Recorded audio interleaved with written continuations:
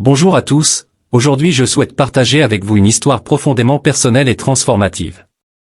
C'est l'histoire d'un voyage de l'obscurité à la lumière, de la désespoir à l'espoir, et de la recherche de la vérité qui a changé ma vie à jamais.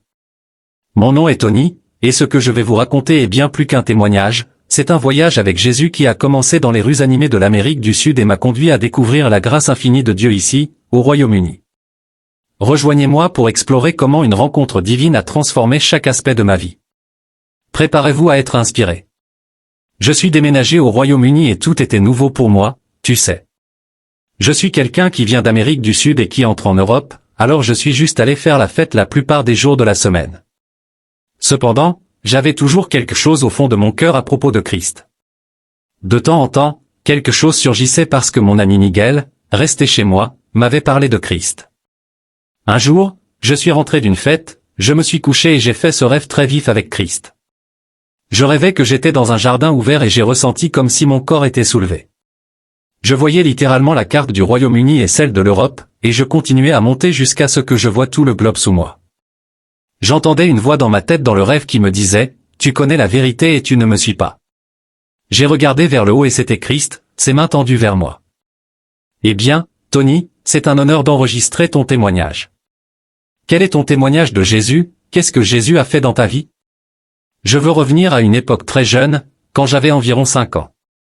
Quand j'ai déménagé au Venezuela à l'âge de 5 ans, ma mère a commencé à vivre avec mon père, car mon père était là depuis un certain temps avant que ma mère ne s'y rende réellement.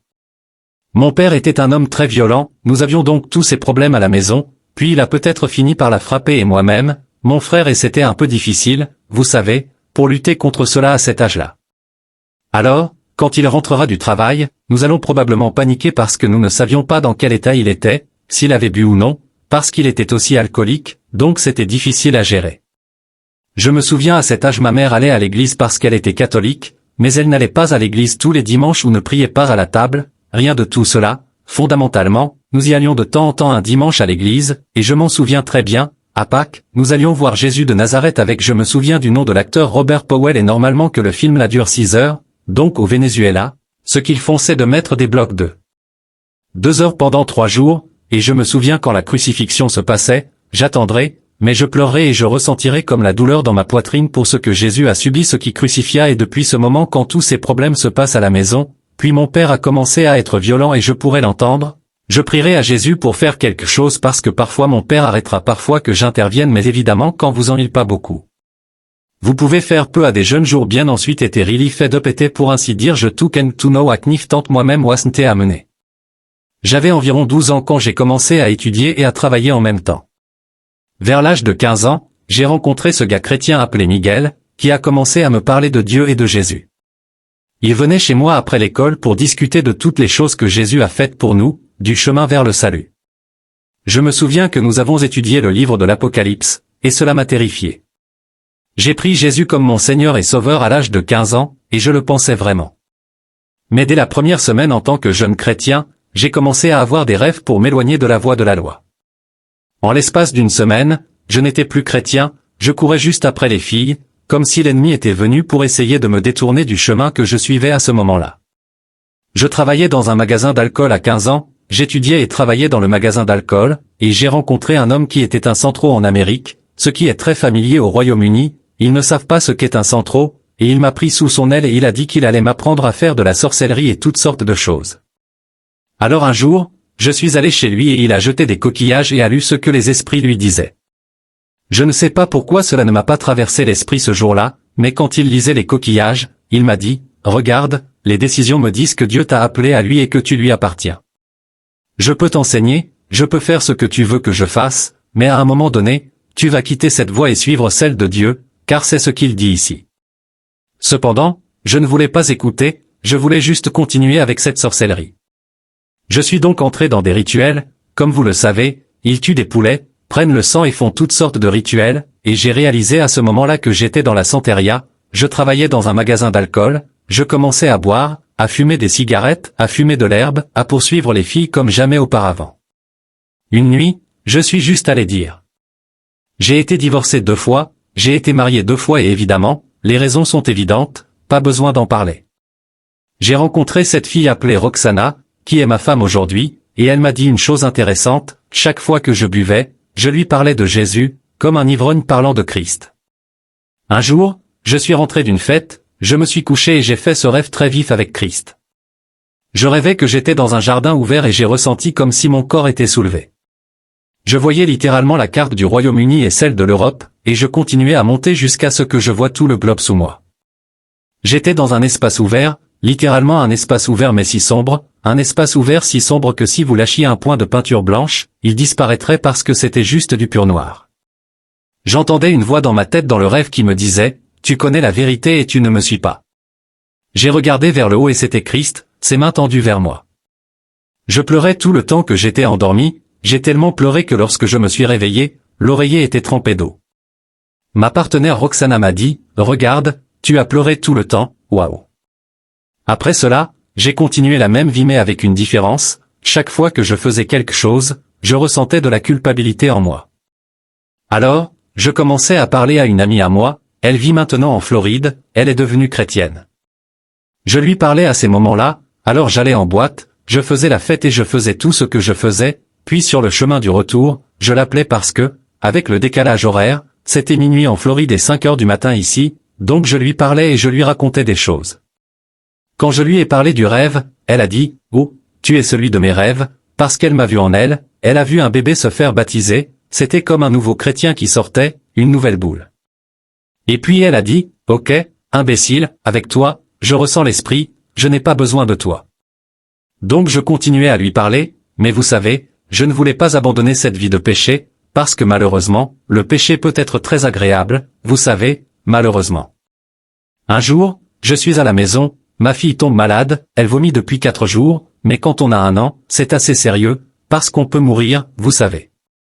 4 jours plus tard, rien ne s'était passé, je vais voir le médecin généraliste ici, je lui parle et il me dit simplement, « Ok, si elle boit de l'eau, continuez à lui donner de l'eau et voyons comment ça se passe. » Mais je n'étais pas content de cette réponse, vous savez, je voulais que quelque chose soit fait à ce sujet, et après 7 jours, elle a perdu 1 kilo sur 9, elle était très pâle et ce jour-là, pour la première fois, j'étais dans ma chambre et je suis allongé dans mon lit, les yeux fermés, les lumières éteintes.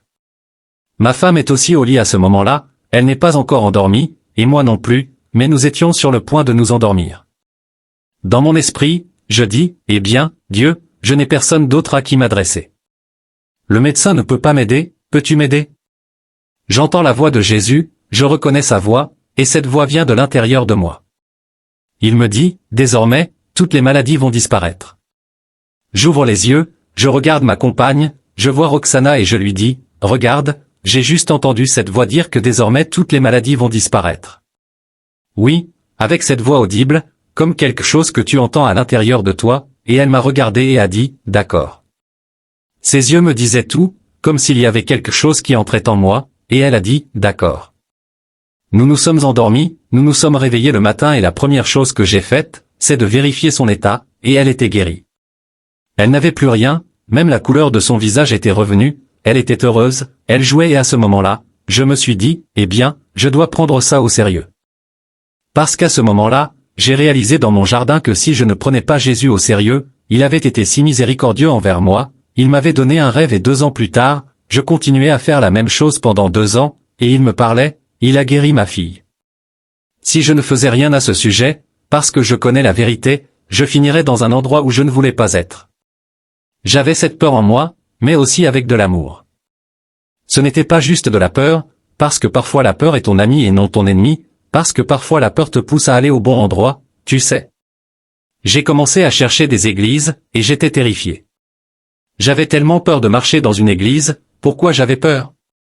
Je ne sais pas, j'étais nerveux, je ne sais pas pourquoi j'avais peur, d'accord, allons-y, il faut que j'y aille, vous savez, parce que l'un des problèmes que j'avais aussi, c'était que je sentais que je devais cesser de pécher pour aller vers le Christ, sans réaliser que tu viens avec tout ton bagage, tu viens avec ton sac plein des choses que tu as dans ton dos, et une fois que tu es là avec lui, alors il va prendre une chose à la fois, d'accord. Et j'ai réalisé cela, et évidemment, je sais que c'était lui qui mettait ça dans ma tête, parce que je ne savais rien de la Bible ou du christianisme, et cette chose dans ma tête, c'était lui.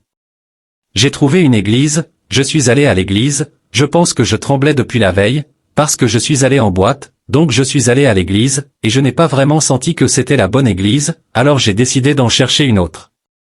Alors je suis allé dans une autre église, j'ai marché et j'ai vraiment senti la présence de Dieu autour de moi, vous savez, quand tu adores et que tu essaies de retenir tes larmes parce que tu ne veux pas pleurer, parce que tu ne veux pas que les gens te voient pleurer. J'ai commencé à aller à l'église, et j'y suis allé pendant environ 3 semaines avant qu'un jour, je sois à la maison, un jour, je suis allé prier, ma fille dormait, et alors que je suis allé prier, je suis allé à la cuisine parce que la chambre était pleine de moisissures et nous étions en train de nettoyer la chambre, donc je suis allé prier à la cuisine, et j'ai oublié la Bible et j'ai pensé que je voulais aller chercher la Bible et lire un verset avant de commencer à prier, vous savez.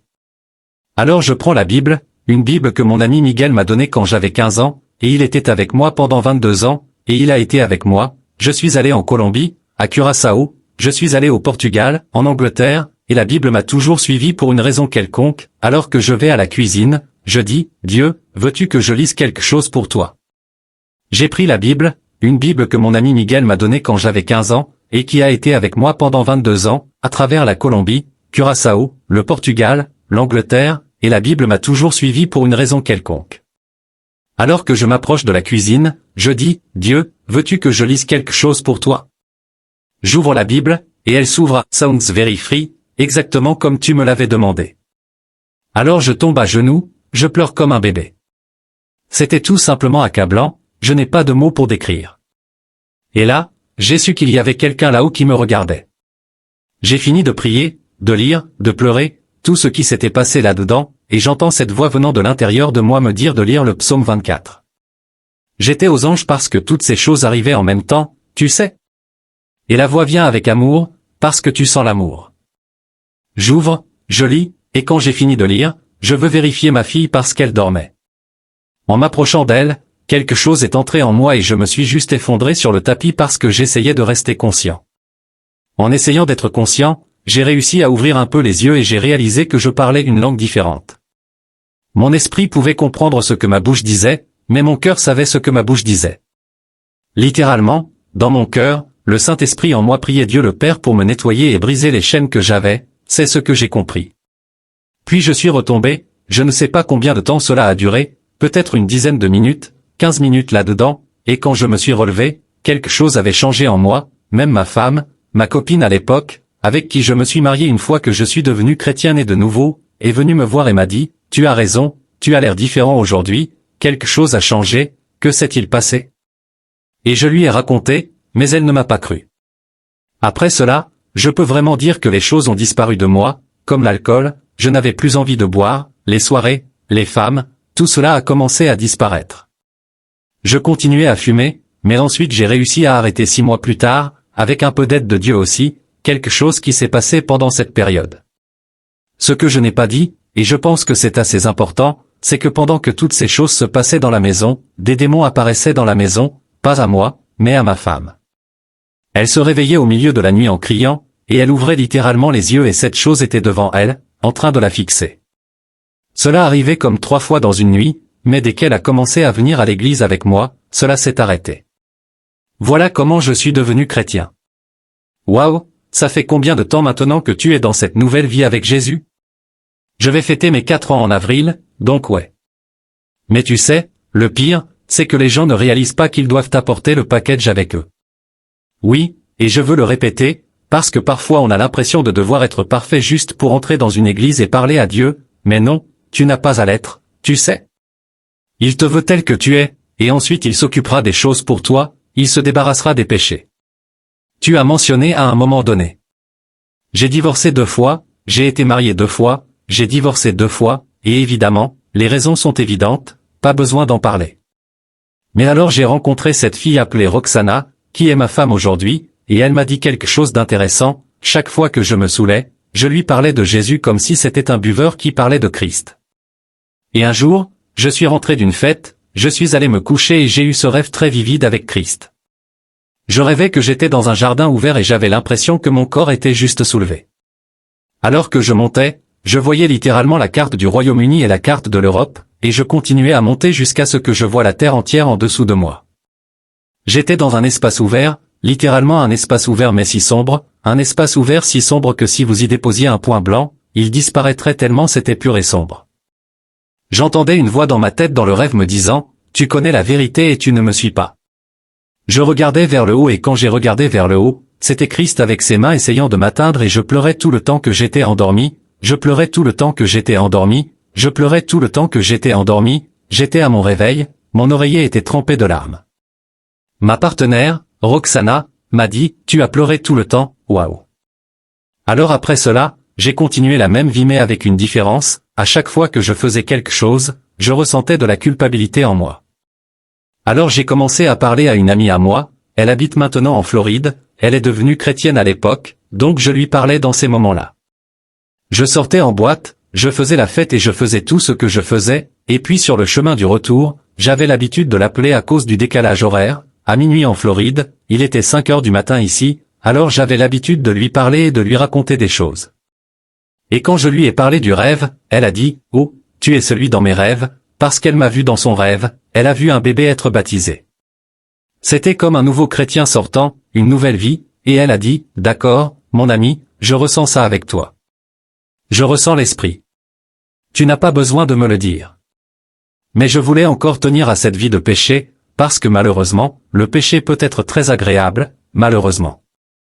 Et un jour, à la maison, ma fille est tombée malade, elle vomissait depuis 4 jours, mais quand on a 1 an, c'est assez sérieux parce qu'on peut en mourir. 4 jours plus tard, rien ne s'était passé. Je suis allé voir le médecin, lui ai parlé, il m'a juste dit, « D'accord, si elle boit de l'eau, continuez à lui donner de l'eau et voyons comment ça se passe. » Mais je n'étais pas satisfait de cette réponse, vous savez, je voulais que quelque chose soit fait à ce sujet.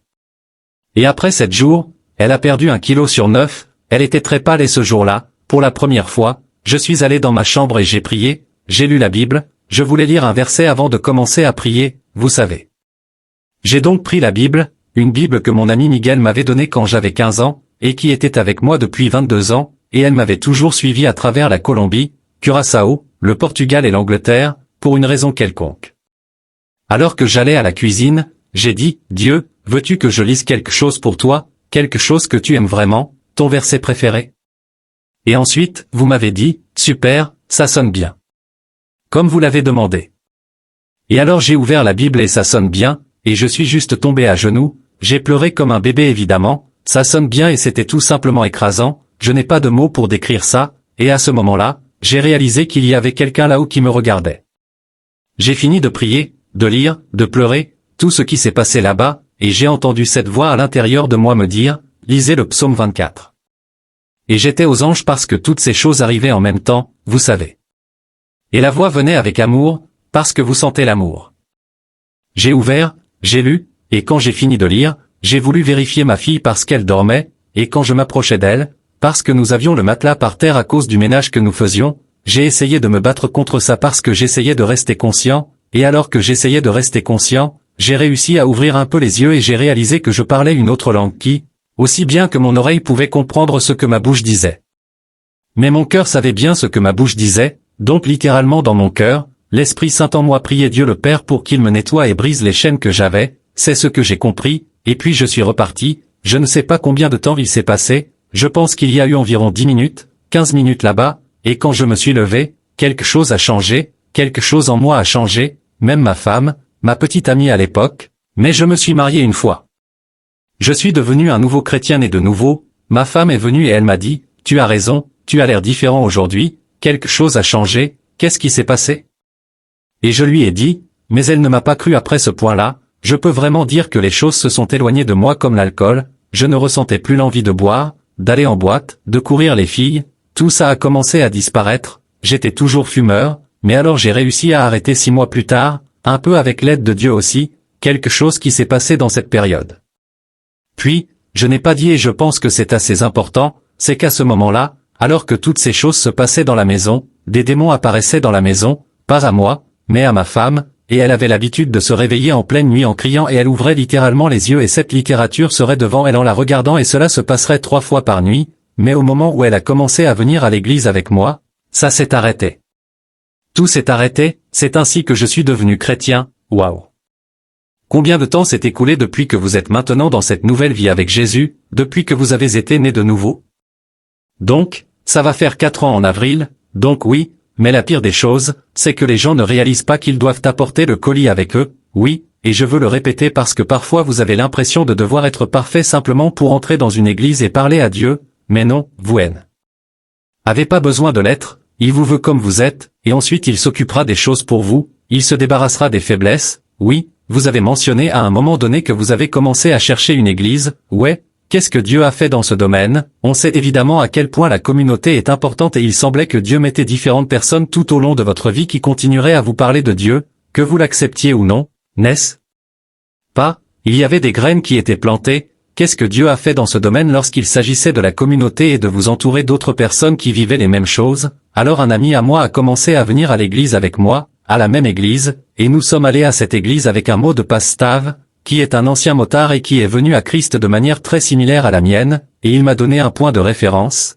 et il m'a donné quelque chose en commun, et une chose que je me souviens dans cette église, c'est quand je suis allé à cette église, il y avait ce type qui était en fauteuil roulant, il avait une tumeur au cerveau, et en 3 semaines, il marchait, waouh, et il venait juste de se remettre de la tumeur au cerveau, qu'on lui a dit qu'il ne se remettrait pas, waouh, alors qu'est-ce que ça vous a fait, vous savez, quand vous pensez en arrière et que vous vous souvenez d'avoir vu ça, qu'est-ce que ça vous a fait? Je suis juste étonné, vous savez, je suis juste étonné de ce que Dieu fait, vous savez, on fait de Dieu cette taille quand elle est arrivée, vous avez fait de Dieu une taille que vous vouliez, vous savez, vous faites de Dieu une taille en fonction de la foi que vous avez, vous mettez mon point là, plus votre foi est grande, plus Dieu va être grand pour vous, ouais. Nous avons juste testé mon frère, ma sœur, ma maman, ouais, je veux dire que Jésus a tout restauré dans ma vie, vous savez. Avant Jésus, je n'avais personne, mais avec Jésus, j'ai maintenant une femme que j'aime, j'ai ma fille et j'ai même Abraham, qui est né lorsque j'étais chrétien, et c'est une joie, c'est juste une joie, je ne sais pas comment l'expliquer. Tony, qui est Jésus pour toi? Jésus, c'est juste l'amour vrai. Jésus est simplement l'amour vrai. Il m'a créé, il m'a pris de la boue et je l'ai rencontré à travers l'amour. Le jour où je l'ai rencontré, je veux dire, il n'y a rien d'autre que je peux dire, c'est juste l'amour vrai. Pour les personnes qui viennent de milieux similaires, qui ont eu des expériences avec Dieu mais qui sont encore prises dans les plaisirs temporaires du péché, que peux-tu dire à cette personne qui est actuellement dans ce cycle, qui a connu Dieu mais qui est encore prise dans les choses du monde? Pour cette personne qui regarde ton témoignage en ce moment, quel encouragement peux-tu lui donner? Quoi que tu fasses, essaie toujours d'aller à l'église, c'est très important. Je sais que le plus important est d'avoir une relation avec Christ, mais aller à l'église est très important car ils peuvent te guider, ils peuvent t'aider. Je sais que, au fil des ans, parce que j'ai vu le christianisme au fil des ans, certains chrétiens peuvent être très pointilleux, tu sais, mais tu ne dois pas te juger sur ce que ces gens t'accusent, mais tu dois regarder dans la Bible et voir ce que Dieu dit, tu sais, pas ce que les gens disent. Donc, essaie toujours de chercher Dieu, demande-lui de l'aide, parce que s'il y a une sincérité dans ton cœur, il t'aidera certainement. Et rappelle-toi que nous sommes tous pécheurs, nous commettons tous des péchés et il n'y a pas un seul saint. Nous sommes des saints à cause du sang de Christ. Donc, si tu es perdu, viens simplement à Christ, viens à Christ, il prendra le petit bout de ta vie. Des derniers mots pour les personnes qui regardent ton témoignage en ce moment? Eh bien, j'encourage tout le monde à développer leur relation avec Christ, parce qu'il a même dit dans la Bible, alors ils me diront, Seigneur, Seigneur, n'avons-nous pas prophétisé en ton nom? N'avons-nous pas chassé des démons en ton nom? N'avons-nous pas fait beaucoup de miracles en ton nom? Et il leur dira, je ne vous ai jamais connu, éloignez-vous de moi, vous qui commettez l'iniquité. Donc, assurez-vous qu'il vous connaît vraiment, passez ce temps supplémentaire dans votre chambre, fermez la porte à clé et parlez-lui de tout, tu sais. Que cette histoire de transformation vous inspire à chercher la grâce et l'amour infini de Jésus. Rappelez-vous toujours qu'il n'y a pas de situation trop sombre pour son pouvoir de restaurer et de renouveler. Si vous êtes touché par ce témoignage, n'hésitez pas à partager votre propre chemin vers la foi. Que Dieu vous bénisse abondamment dans votre parcours de foi. À bientôt. Est-ce que cela correspond à ce que vous aviez en tête?